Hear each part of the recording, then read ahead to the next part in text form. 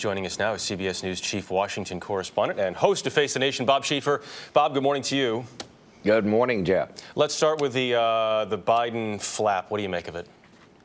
Well, I think the vice president is just drawing things in the starkest possible terms. But when you come right down to it, it is a little bit difficult to argue with the logic. If you have fewer police on the streets, you're probably going to have more crime. So all sides are trying to draw the other side's position in the worst possible terms. But I think basically that's what the vice president did. I don't see any long-term fallout from all of this. But, Republicans are going to try to make the most of it, just like the vice president's been trying to make the most of. If you don't pass this bill, bad things are going to happen. I mean, it's another way of saying, I guess if they'd had more cops up there in Ohio, maybe they could have had, saved some of those animals. But I think basically that's what it is. All right. Now, speaking of bad blood, Bob, let's talk about Rick Perry and Mitt Romney here. Perry clearly taking the gloves off, if you will, in this debate in Las Vegas. Is that the right approach for Rick Perry right now? Is it the only approach?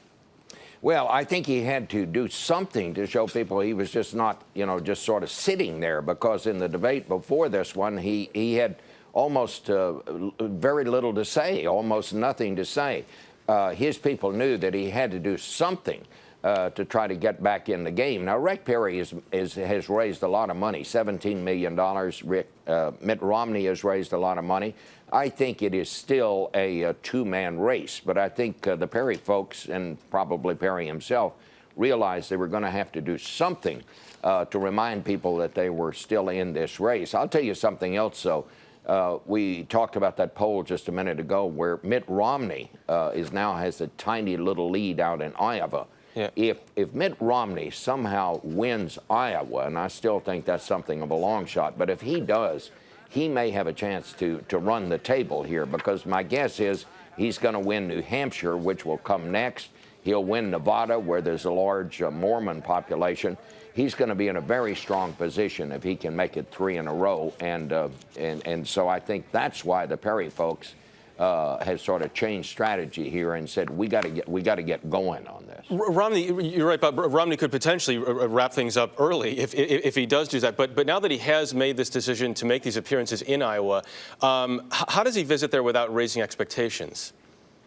Well, I think he needs to raise expectations. I think he needs to get out there and make the case that he can actually win in Iowa, because it's been kind of a foregone conclusion up until this point that he had no chance in Iowa because a lot of evangelicals have questions about Mormonism.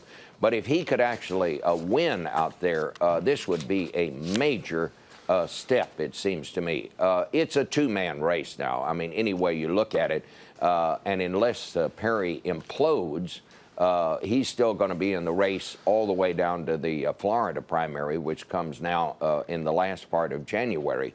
But Perry has got to be viable. It seems to me it's going to put new pressure on him to do well out there in Iowa. And if I say it again, if Romney can somehow win out there, it's going to have a major impact. Perhaps more of an impact for him if he wins than if any other person squeezes through out there. Bob, always great to have you on. Thank you, sir.